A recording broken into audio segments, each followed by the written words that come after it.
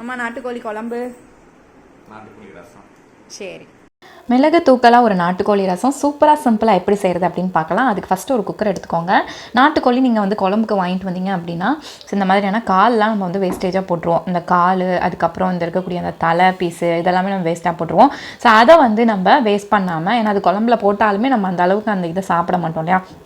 So அப்போ அதை என்ன பண்ணலாம் அப்படின்னா தனியாக எடுத்து இந்த மாதிரி ரசத்துக்குன்னு நம்ம வந்து வைக்கலாம். ஸோ இது வந்து ரசம் மட்டும் கிடையாது, இது வந்து சூப்பும் நம்ம வந்து செய்யலாம். ஸோ அந்த இதை நம்ம ஒரு குக்கரில் நான் வந்து எடுத்து போட்டுக்கிறேன். ப்ளஸ் ஒரு 4 சின்ன வெங்காயம், கொஞ்சம் மஞ்சத்தூள், கொஞ்சம் ஒரு கட்டு கருவேப்பிலை, அதே போல் 2 தக்காளி இதையும் சேர்த்து அதோட ஆட் பண்ணிக்கலாம்.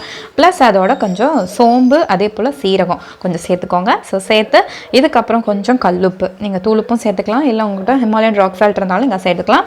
கல்லுப்பு பெட்டர் ஆப்ஷன், இல்லைனா Himalayan rock salt better option. So இது எல்லாமே சேர்த்து கொஞ்சம் தண்ணி ஊற்றி மஞ்சத்தூள் கொஞ்சம் போட்டு இதை நம்ம அப்படியே மூடி குக்கரில் 2 விசில் விட்டு எடுத்துக்கலாம். உங்களுக்கு இஞ்சி வேணும்னா நீங்கள் போட்டுக்கலாம், அது ஆப்ஷனல் தான். நான் வந்து சளி இருமல் அதிகமாக இருக்குது அப்படிங்கிறனால இதெல்லாம் வச்சு நான் உங்களுக்கு இப்போ சொல்லிட்டுருக்கேன். ஸோ இதெல்லாம் நீங்கள் ட்ரை பண்ணிங்க அப்படின்னாலே உங்களுக்கு கண்டிப்பாக இந்த இருமல் சளி பிரச்சனை போயிடும். ஸோ இந்த கிளைமேட்டுக்கு சூப்பாகவும் நீங்கள் இதை வந்து சாப்பிட்டுக்கலாம்.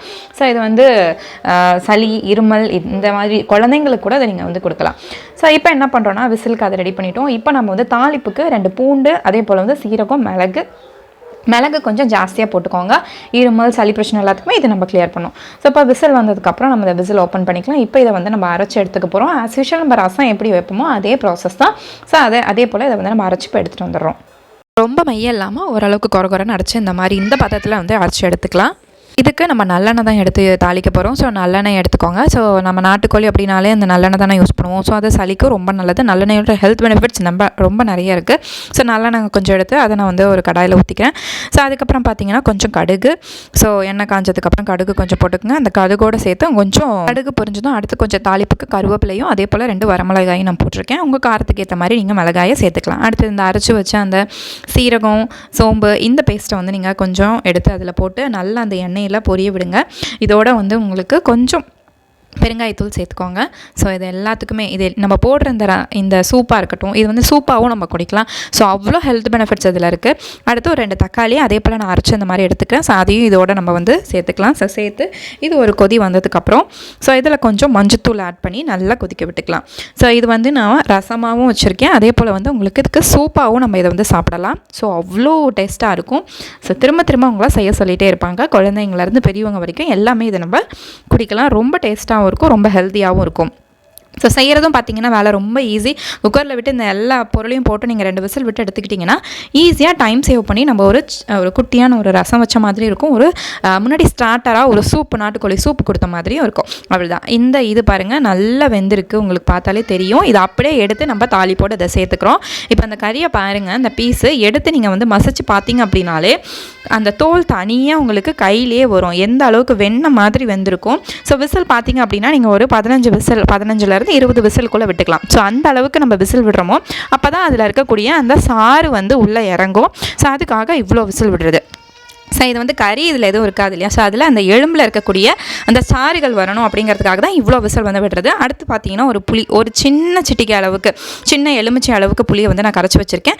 ஸோ அந்த புளியும் கரைச்சி எடுத்துக்கலாம். ஸோ இந்த அளவுக்கு வந்து அது வெண்ணெய் மாதிரி எடுத்து நம்ம தொட்டாலே அது வந்து அந்த இது கலண்டு வர அளவுக்கு நம்ம வந்து வேக வச்சு எடுத்துக்கணும். இப்போ இந்த புளியும் அதோடு சேர்த்து நான் எடுத்து அதோட ஆட் பண்ணிக்கிறேன். இப்போ இதில் கொஞ்சம் மல்லித்தழை சேர்த்துக்கலாம்.